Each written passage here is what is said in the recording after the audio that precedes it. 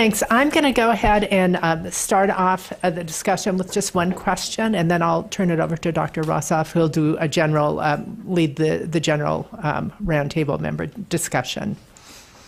So one of the things I was wondering about as I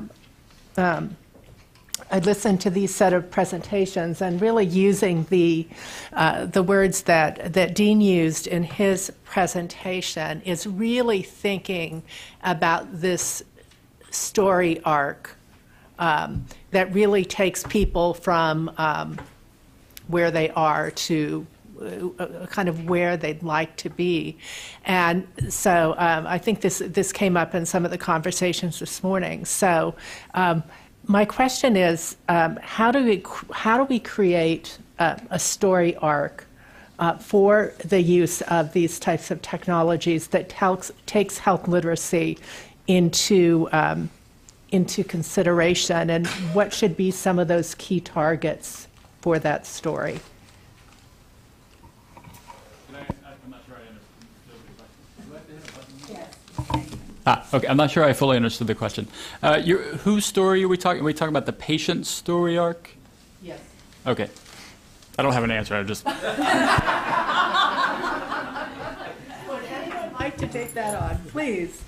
So I think this gets at part of what I was trying to say in my first point of, who the partnerships are, what the relationships look like. There's not one health literacy. There's not one story to tell here, I think. And so this is the complexity of that, is how do we think about being as clear as we possibly can be as we communicate information across all kinds of conditions and all kinds of areas, multiple levels. We're talking a patient level, a provider level, organization level. How do we integrate this data that's in all of these separate places, which is incredibly complex. And so what's the education for all of these app developers who, as someone said this morning, are kind of creating apps in their parents' garages, they're in tech centers, they're in all of these places, and they've never even heard the word health literacy. They don't know what we're talking about. They don't know what this is.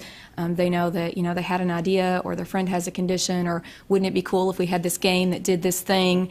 But they're not thinking about it in the same way. And so how do we make what we're doing become kind of more central to the conversation? It's really not. We're still an emerging discipline, as much as we hate to admit that. We all want to feel like we've kind of pushed a lot farther than we have, but we're still talking about definitions and who we are and who's included and where we sit. So with that, how are we really surprised that app creators don't know how to include this? Of course they don't. Okay, so beyond thinking about partnerships, what are other points? Well, that's why we've actually created a tool, because app developers in general are not the subject matter experts. And so what you have to do is give them the ability to pour in their expertise easily into the experience so that it can be done. So as an example, we talked to a Stanford heart surgeon who, in many cases, a patient finds out that they need to have heart surgery. It's not necessarily a crisis. And so there's that first meeting with the doctor where they understand that the doctor's going to have his heart in the hand and what's that going to be like. And then there's the surgery, and then there's the recovery after the surgery. So that doctor has gone through these conversations hundreds of times. And the most important thing he does at the beginning is to try to figure out, does this person have a reason to live? What is the purpose that they're going to use to drive all the things that they have to do to go through from where they are today to getting back on the tennis court? And so each of these experts have that experience with them, and this might be an Italian lady that's 55 years old, or a executive that's 60 and has had a high-stress job. The content and the experience actually is going to have to be different. The family members and how they're going to interact have to be different. And therefore, you can't, one size does not fit all. Correct. You actually have to personify who the target is and then create the experience based on that. So there's actually lots of things that you have to do in order to make it work. And that doctor doesn't have time to necessarily go through that whole process, but a nurse practitioner or a techie could say, all right, Martha, I'm going to now, give me your smartphone, we're going to download the app, I'm going to show you how to use it, we're going to get you in the plan and get it all set up, And by the way, the doctor's going to be able to look in and see what you've been doing. You have this little button here that says call the coach. And so the whole thing is laid out based upon who it is. If it's 85 years old, you know, a smartphone may not be the right answer. It may be the remote control and a flat panel TV. So I'm not saying smartphones are the answer, but you've got to deliver the technology and the experience based upon who they are. Okay, Cantina. Lana. Okay. Hi, thank you. I think that this actually really gets at what your point was too about, you know, your patients that may want to have a certain tool or download an app, and really, you know, who is teaching them that? You know, we can't make these assumptions. I think, frankly, we operate too many times on assumptions.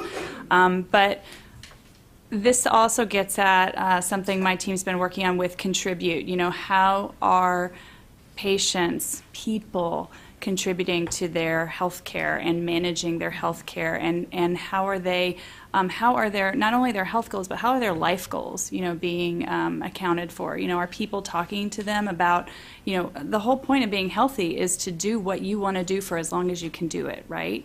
So if that's the end goal, how are we having that, you know, if you're talking about the story arc, how are we, you know, when, at what point can we sit down maybe with this tool and say, you know, this is my goal, this is what I want to do, I need to be healthy to do X, and then what is coming into play there? Those are the preferences. Is the care team involved? You know, how do we make sure that the whole care team is involved, so that really we are getting that power shift, though it's really about the patient and the provider coming together in a partnership. I had two things I wanted to say. One is, patient stories are really important to us and understanding patient perspective.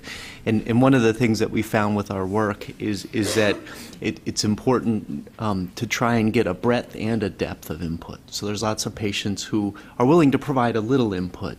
And then we also, in many of our work and our studies, we have patients that we really partner with, and they function with us as co-investigators and co-developers, and we get really intensive input from them. And both of those sets of stories and information is useful. And then even integrating it into people's life and experience and seeing how their story changes over time has been really important.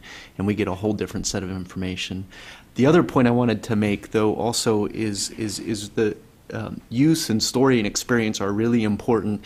And I would also put a plea in for closing that loop about evidence demonstrating something's beneficial. Mm-hmm. So like the doctor in me, quivers at 24 hours of data on a patient. I have mixed reactions. So on one hand, I really want it.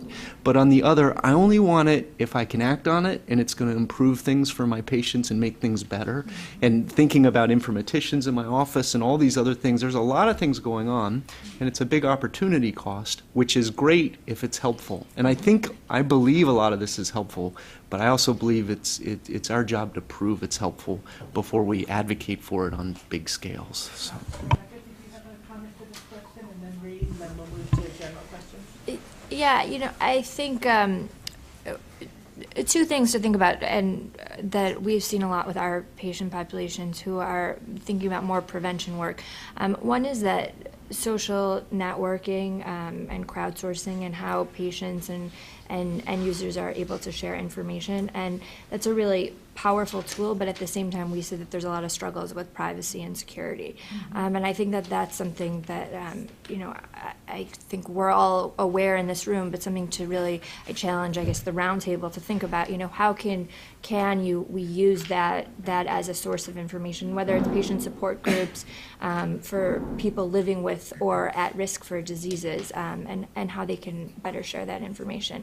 The other thing I think talks to Reed's point when he talked about which websites people go to and how people access information. And one of the things that we've found in a lot of our work, particularly with adolescents and high-risk populations, is that they are going to Google, because you click on it and that's where you see it. And we even have data where our participants will say things like, oh, there was a doctor on Yahoo Answers who answers my questions. And I think that more so than the health literacy piece of that people can't download the app, but that they don't understand where I'm accessing information, and if the website looks prettier, then that information must be better information. And I think that's where there's more of a digital divide, that right now we really, you know, smartphone penetration's a little over 50%. Internet access is almost 100%. The number of people who have a cell phone, almost every single person in the U.S. has at least one cell phone. Many people have more than one. So people really do have their phones, and if our participants can't download the app, they have their granddaughter do it for them. But it's understanding, is this good information once I am accessing it?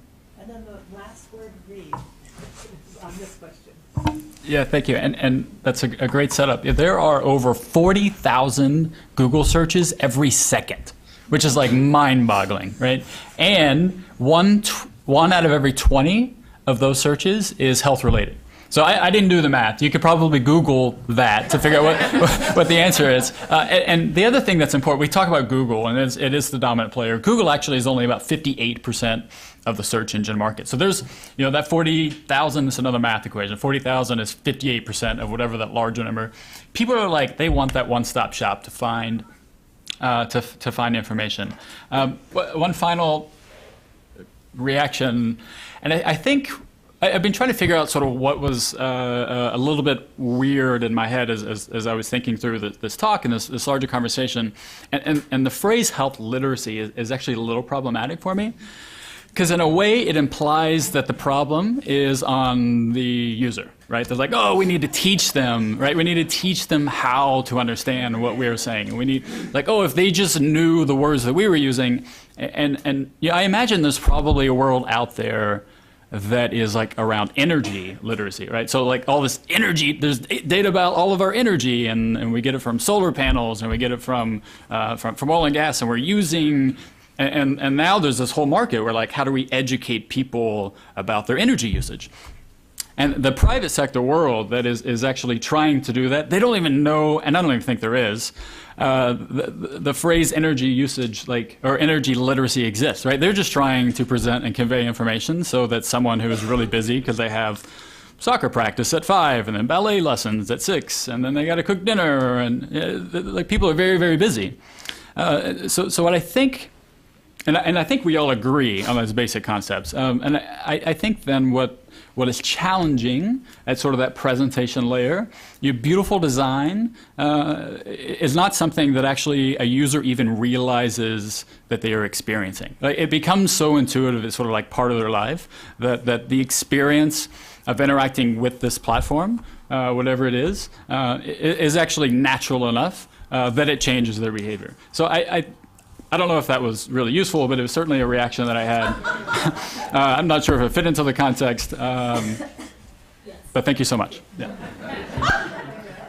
And with that, I'm turning it over to you, Dr. Rosa.